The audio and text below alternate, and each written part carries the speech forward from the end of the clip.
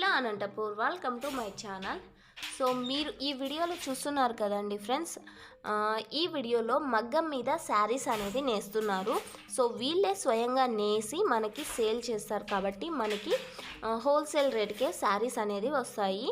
So ఇలాంటి వారి దగ్గర మనం శారీస్ కొనడం ద్వారా మనకి ఏమిటి అంటే ఒరిజినల్ రేటు ఏదైతే ఉందో అదే రేట్కి మనకి శారీస్ అనేది వస్తుంది.